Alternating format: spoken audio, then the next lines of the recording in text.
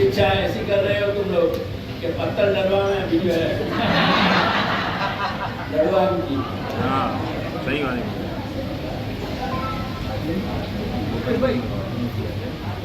दादाजी साक्षात विराज रहे हैं। सबसे बड़ा मंगलाचरण यही है।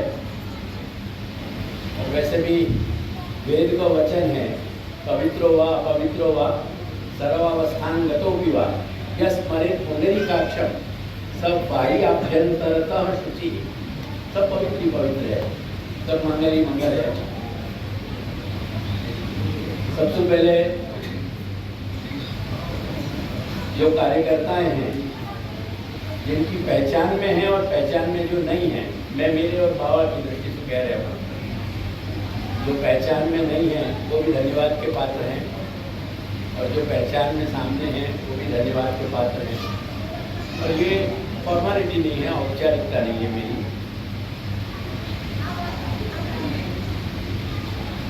हमारी और उनकी वजन में अगर है तो फर्क कितना, वहाँ चिराग यहाँ दिल जलाए जाते हैं। तो दूसरे में और देवकी नंदन और विठल राय के घर में फर्क इतना ही है कि दूसरे जो है चिराग दिया जला के उजाला करें, हम अपने दिल से उजाला करें। तो बात कहीं कोई औपचारिक बात नहीं है। तो सर्वप्रथम वो धन्यवाद के पात्र हैं। और बहुत समय से मैं देख रहा हूँ, आज की बात नहीं है, लेकिन 3-4 साल के बाद जो गैप पड़े हो, ये बात समझ में आ रही है। हाँ हाँ बाकी कारण एक बहुत अच्छी अनुभूति आज को युवान की भाई, ओ भाई वो युवान की एक अनुभूति भाई बाबू। बहुत सारे युवा आज आए और उनने यानी मेरी ऊर्जा में वृद्धि करी, मेरी प्रसन्नता में वृद्धि करी। मैंने बाबा को यही कही कि बाबा ये दादाजी के घर का प्रवाह है और ये प्रवाह शाश्वत बने रहे। ये जितने भी युवा आ रहे हैं यहाँ, ये सब चिरंजीव रहें, स्वस्थ रहें, प्रसन्न रहें। तुम लोग इनमें से उन सबन को मेरे आशी हैं जो आकर के निकल गए कोई भी कारण से, उनको भी मेरे आशी हैं। मैं हमेशा कहूँ कि जो उपस्थित हैं वो भी मेरे, उनको भी मैं संबोधन कर रहे हूँ और जो उपस्थित नहीं हैं उनको भी मैं संबोधन कर रहे हूँ। तो ये युवा वर्ग की जो प्रसन्नता मुझे है तो मेरे लिए बहुत हर्ष है। अभी बाबा ने भी भीतर यही कही, मैंने यही कही मैं भाई थोड़ा टी ब्रेक ले लें। वैसे भी मैं चाय का व्यसनी हूँ और कभी कभी वैसे तो अक्सर श्रीमती चाय बना के गई हैं, लेकिन कभी कभी कोर्ट मार्शल नहीं हो जाए अली मैं अपने हाथ से भी बना लूँ।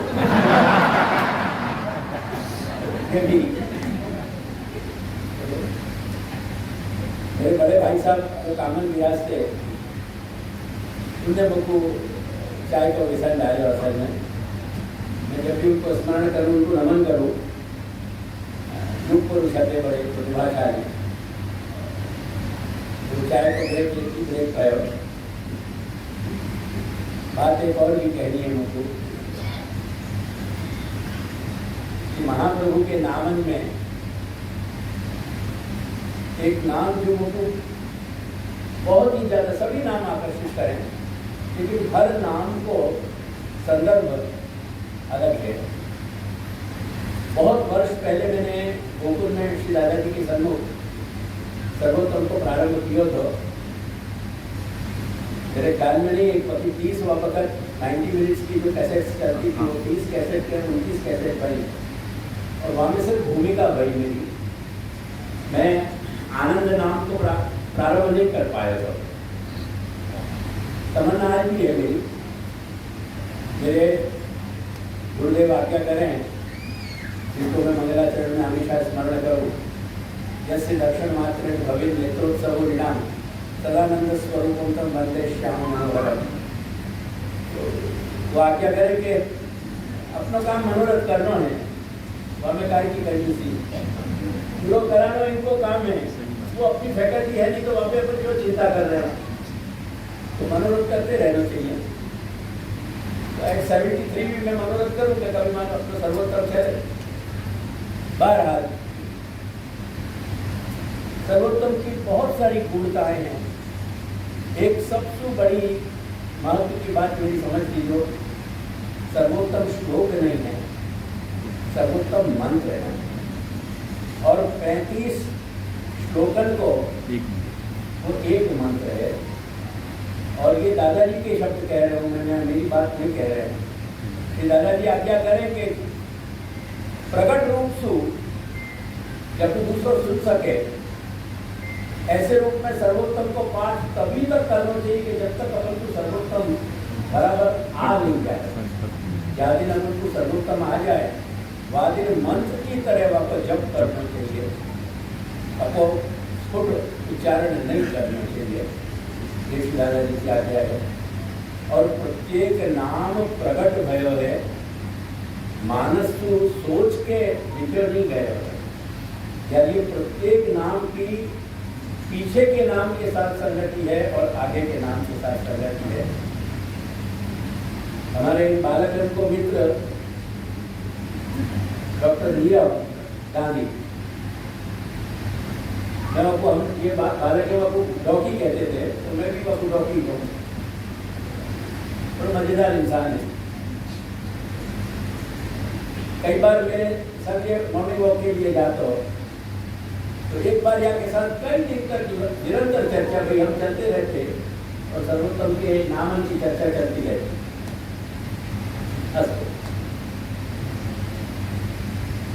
पारलौकिक अहित दान प्रत्येक नाम महाप्रभु का है। और ये नाम 67वां नाम है, 67 ताकि थोड़ी सी गंभीरता समझनी चाहिए। मैं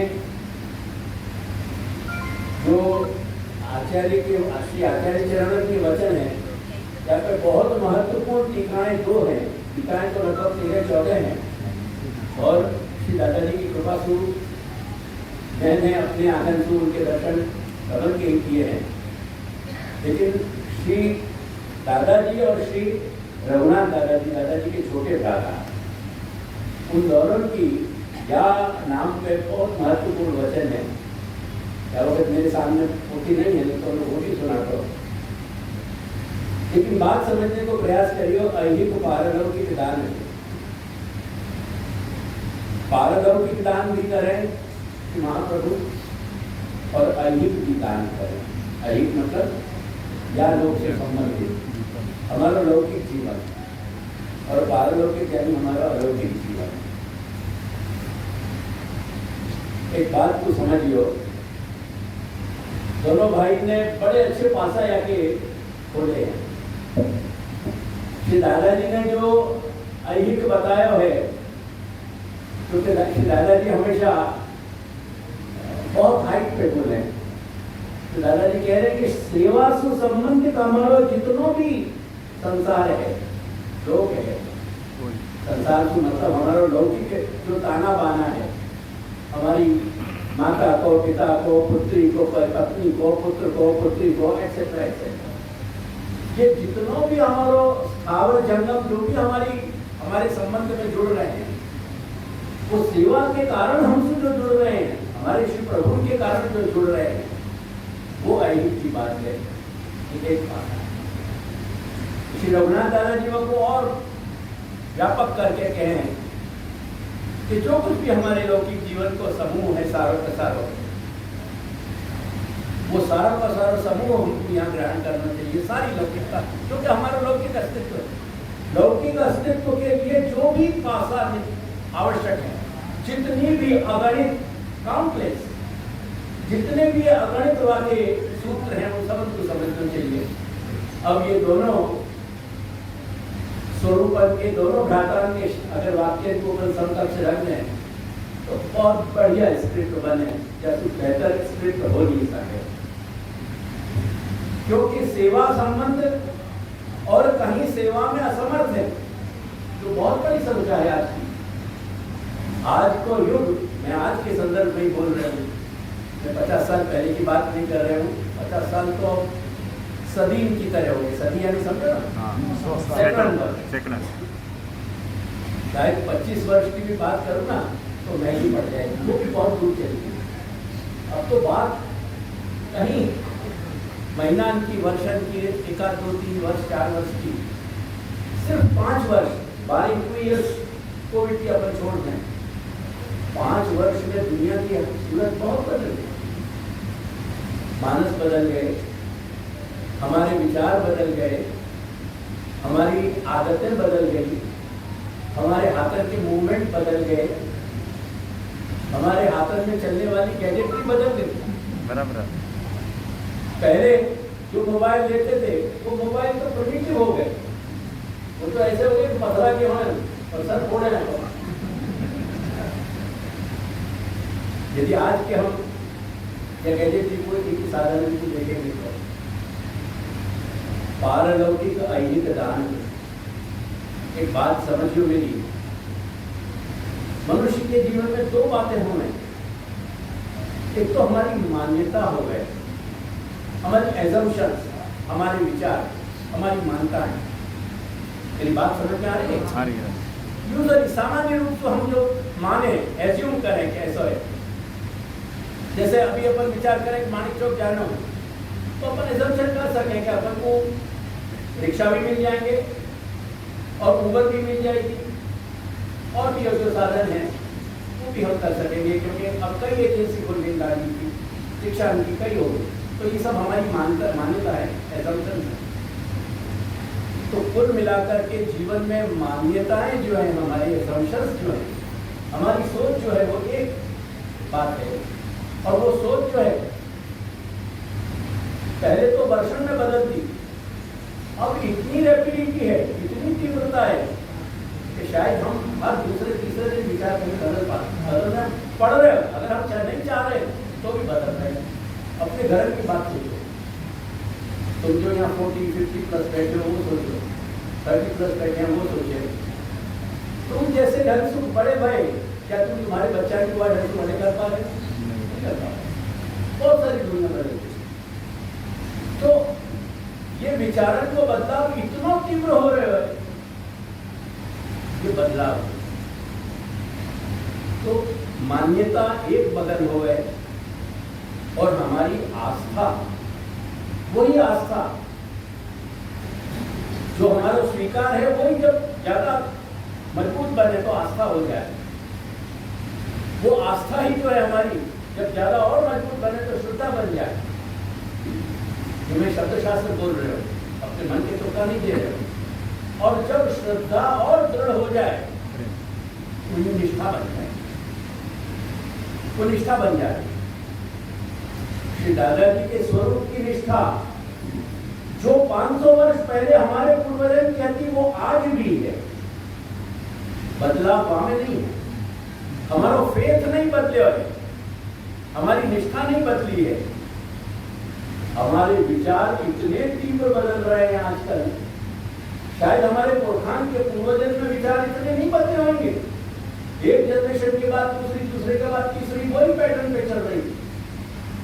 आज अपने जीवन पर एनालिसिस करो तो ऑन एन एवरेज औसत सुन, वह एवरेज सुन तुम अपने जीवन पर लोग करो तो तुम्हारे जीवन में तुमको कितने सारे निर्णय अपने बदलने पड़ो, शायद गिन नहीं पाओ।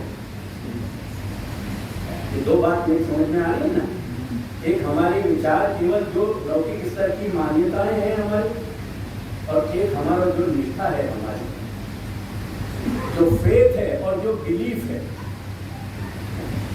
What we believe and what we have faith in, ये फेथ और बिलीफ दोनों तुम्हें अलग करके बता रहे हो। हमारी मान्यताएं और हमारी निष्ठा और ये जो स्वीकार है, जो हमारा एक्सेप्टेंस है, वो स्वीकार ही हमारी आस्था है, वो आस्था ही हमारी श्रद्धा है, और वो श्रद्धा ही हमारी निष्ठा है। अब एक बात समझियो कि जीवन में इतने सारे परिवर्तन आ रहे हैं और तेजी इतनी है कि आज मनुष्य क्या है, जो आचरण कर रहे हैं और जो विचार कर रहे हैं, अपने संबंध के मानस में जो विचार चल रहे हैं कि 10 मिनट में बजा रहे हैं, 10 मिनट को दूसरे बहुत जरूरी है। हमारे ब्रज की कहावत है कि जब बेटा के रेख उंगलियां में और कंधा पे कंधा लग जाए तब बेटा जो है वो मित्र बन जाए, पुत्र नहीं है केवल। रेख काय को कहते हो मालूम है, जब दाढ़ी मूछ आने या हम रेख के दर्शन करेंगे कुछ समय तो एक बात मेरी समझिए,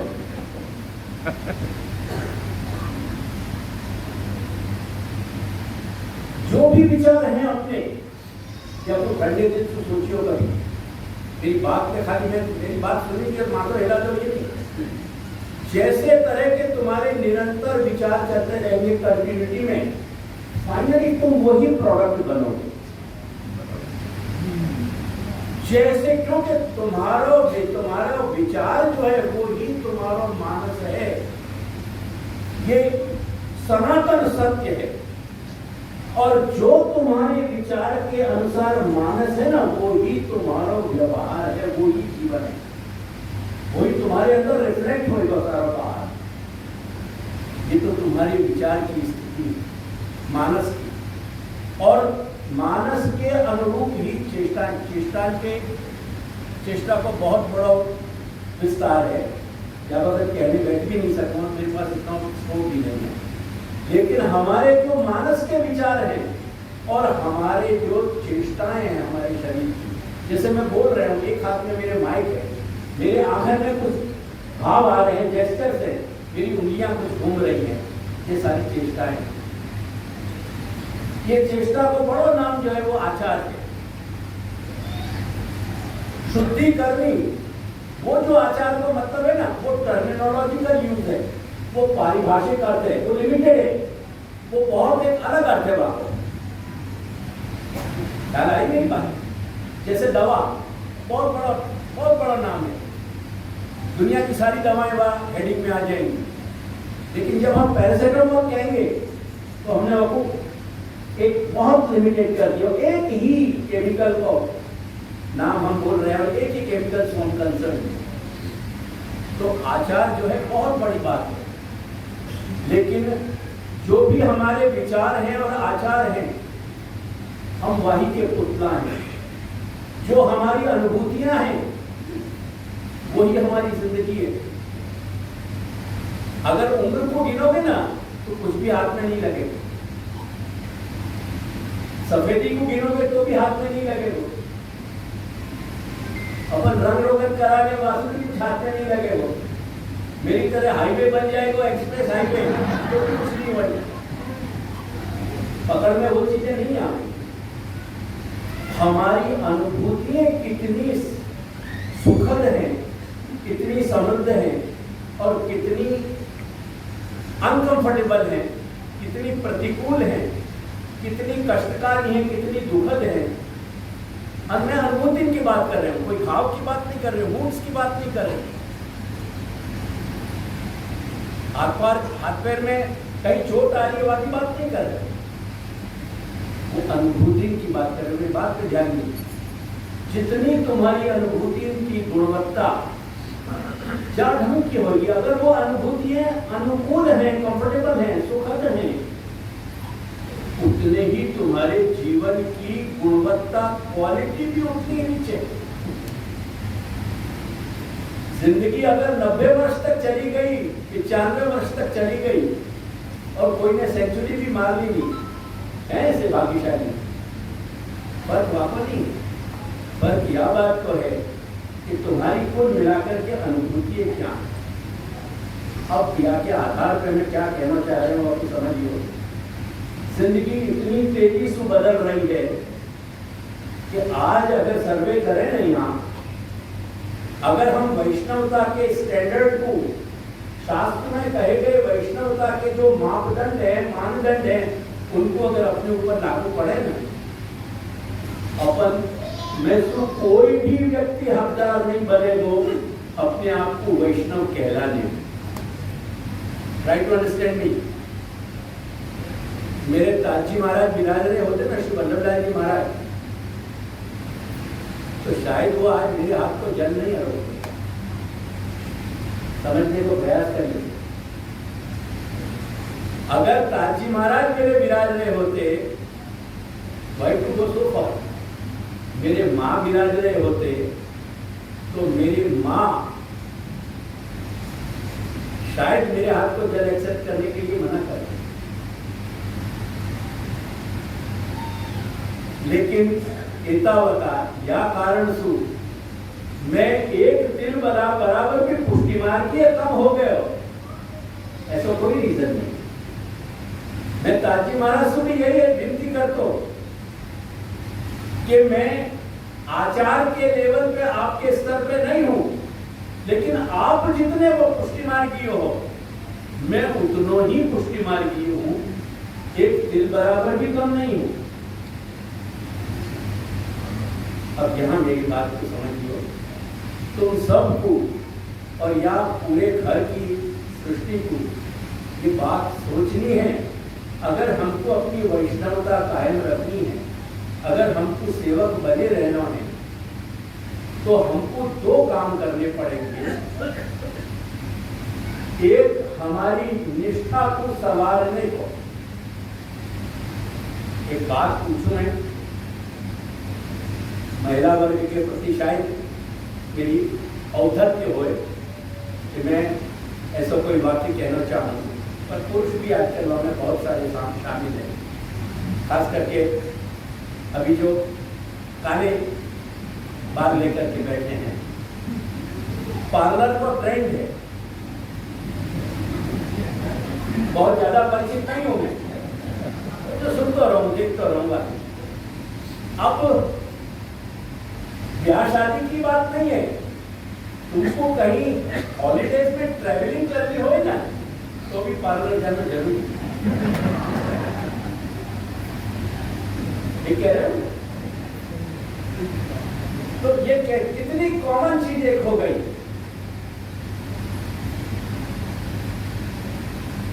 यहाँ पे समझने को प्रयास करियो कि हमारे व्यवहार में कितनों परिवर्तन आ रहे हैं। तो दो चीज संभालिए, एक तो हमको हमारी निष्ठा, मैंने कही ना कि क्यों जाओ पार्लर, सुंदर देख सको, यार ये ना, और कोई कारण है? वही कारण है, डायलॉग विद मी, यही कारण है ना। हमारी निष्ठा भी सुंदर दिखनी चाहिए। जानिए वह निष्ठा को महाप्रभु की वाणी के पार्लर में ले जाओ। अगर श्री महाप्रभु की वाणी के पार्लर में नहीं ले जाओगे तो निष्ठा को सवार नहीं सकोगे, वह को खूबसूरत नहीं बना सकोगे। तो ध्यान रखिए कि तुमको अपना मान के कह रहे हूं, रात दिन तुम्हारे हित अहित को पेट में दर्द हो रहे हैं। ये बात को तुम समझ नहीं सकोगे, लेकिन दादाजी के घर के इतिहास में ये बात लिखी जाएगी। और मैं तुम चाहो तो या वक्त अपने रक्त से लेके दे सकूं। डॉक्टर को बुलाओ, कोई मेडिकल प्रैक्टिशनर को, सिरिंज से मेरा लहू निकालो और मैं लिख के दूंगा कि मैं रात दिन तुम्हारे हित की चिंता में हूं। तुम्हारा हित कैसे हो और तुम्हारा अहित हो तो कैसे हो। कह रहे हो जो तुम यहाँ बैठे सुन रहे हो, उनके लिए जो नहीं है, वो पूरी सृष्टि, पूरा दादाजी को घर जो है वो मेरा घर है, वो बाबा को घर है, और वहां सारे घर को मैं संबोधित कर रहा हूं। यदि वाणी के पार्लर में नहीं जाओगे तो तुम्हारी निष्ठा नहीं संवर पाएगी। और जहां तक आचार की बात है, बहुत बड़े फ्रेम में शुद्धि को समझो। मैं कुछ समय में 2-4 सत्र करने की इच्छा रखूं, जो बहुत मेरे विचार इकट्ठे भरे हैं। और अब के इन सत्र में मैं बाबा से कहूंगा कि अनिवार्यतया मेरे साथ विराजे। आपको कारण कि मैं जो व्यवस्था तुमको अपनी समझ से दूंगा ना, गोकुलनाथ जी के समय में ये युवा जब होंगे, जो बाबा इनको में परिवर्तन ढूंढने पड़े। इतनी तेजी से ये दुनिया बढ़ रही है, इतनी तेजी से अपने विचार बदल रहे हैं, इतनी तेजी से वो अपने आदत बदल रही है अपनी, और आदत नहीं बदल रही है। तो यहाँ बहनें बैठी हैं, महिलाएं बैठी हैं, जो यहाँ जो ये सब मेरे बालक और मेरे बालकन से छोटे उम्र के युवा बैठे हैं, और जो प्रौढ़ लोग बैठे हैं, और जिनके घर में 3 पीढ़ी अभी हैं, जिनने देखी हैं, तुम्हारा बच्चा या तुम्हारी बच्ची, तुम और तुम्हारे माँ बाप सास ससुर के रूप में। क्योंकि मैं इन संबंधन के इक्वेशन में नहीं जाऊंगी, तुम्हारे यहाँ की जो भी मतलब निकलती हो, जगत जो भी निकालते हो, मेरी दृष्टि से अगर जहां भी हमारे संबंध बने हैं वो हमारे माँ बाप हैं, हमको जन्म देने वाले माँ बाप हैं, और जिनके संग जाके हम रह रहे हैं वो माँ बाप भी। उनको भी ये समझना चाहिए कि उनके संबंध के जो समीकरण हैं वो भी बेटा और बेटी के संबंध हैं, बहू और जमाई के संबंध नहीं है। एनीवे, 3 पीढ़ी की बात। अपनी माँ से घर में पूछ के देखियो कि तुम्हारी जीभ को, तुम्हारी जो टेस्ट बड्स हैं, उनको जो स्वाद लगे वो तुम्हारी माँ को वहां में स्वाद आ गए। कुछ try, give it a try. कि तुम जितना भी चाइनीज है, ये है, वो है, बर्गर है, एक्सेट्रा एक्सेट्रा एक्सेट्रा, पूछ देखिए। और फिर एक ट्राई करियो कि तुम्हारे बेटा या बेटी को जो 15 वर्ष और 16 वर्ष और 13 वर्ष और 17 वर्ष और 12 वर्ष की हैं, उनके जीव और तुम्हारे जीव के स्वाद मिल रहे हैं? नहीं। Give it a real try, a practical try. बदलाव इतना तेज है, मैं जो व्यवस्था दे दूंगा कहीं ना कहीं बाबा को, विठल राय को हमें कहीं ना कहीं ये विचार करना पड़ेगा कि अवकाश कहाँ है। और विठल राय जी जो कुछ दे देंगे वो गोकुलनाथ जी को सोचना पड़ेगा कि हमें कहाँ क्या गुंजाइश है, कहाँ ऐसी बात है कि जामे या की मौलिकता या की ओरिजिनलिटी नष्ट नहीं हो रही, और कहीं मैं आपको समय के अनुरूप बना दूं, क्योंकि समय के रूप तो बनाओगे या नहीं। अर्जुन यही बात कह रहे थे, time and again repeatedly Arjun की यही बात आती है कि युद्ध नहीं करना। भगवान ने फाइनली कही कि क्या युद्ध नहीं करना, नहीं करना, नहीं करना, ये जैसे क्या लगा रखी है। अरे प्रकृति तेरी है, जैसे सत्व तम और रज की है प्रकृति जो है वो तो आंखों लटकाएगी और गर्दन पकड़ के तुमको युद्ध में झोंकेगी। प्रकृति स्वामी योग तो कुछ झोंक देगी या मैं उसको कुछ एक झक मार के युद्ध करना पड़ेगा। तुम चाहो कि न चाहो परिवर्तन तो आएगा, घटित तो हो आ रहे हो, नहीं घटित तो हो रहे हो। और अपने दादा की ताकत नहीं है, अपने बाप की ताकत नहीं है कि वो अपन रोक। ये सैलाब तो उठ गए हो, ये बाढ़ उठ गई, ये नहीं रुक गया। अब तो ये बाढ़ जब जब ढलेगी, जब जब जरे जरे आपको तणाई में जरे पूरो થઈ जैसे जरे जतो રહેશે તે વખતે ખ્યાલ આવશે કે આપણું શું જતું રહ્યું અને શું રહી ગયું આપણી પાસે। બાકી कुछ नहीं है। करके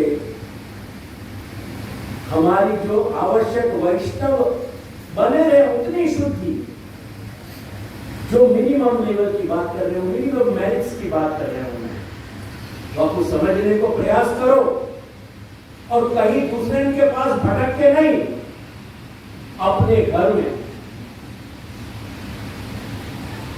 मैं समझाऊंगा, बाबा समझाएंगे, पहले समझो याद कि मिनिमम स्तर पे कहां शुद्धि को पकड़ सके अपन, कहां अपन ऐसा काम कर सके कि जैसे वैष्णव बने रहे हैं। अगर तुमने ये लक्ष्मण रेखाएं तोड़ दी तो आसुरी वृत्ति को रावण तुमको कहां उठा के एक क्षण में उठा के ले जाएगा, तुमको खबर भी नहीं पड़ेगी। ध्यान रखियो, तुम्हारे अस्तित्व को नष्ट कर देगा। कि मैं अमंगल बात नहीं कर रहा हूं। ये आसुरी रावण जो है ना, वो लक्ष्मण रेखा पे टिको गया है।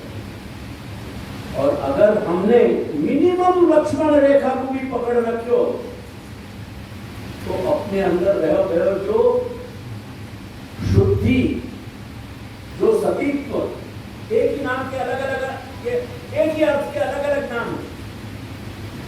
वो शुद्धि, वो सतीत्व, वो सीता मां का रूप जो अपने अंतःकरण में गर्भ है, और शुद्धि के रूप में वह शुद्धि को हरण ये रावण, आसुरी रावण नहीं कर सकेगा।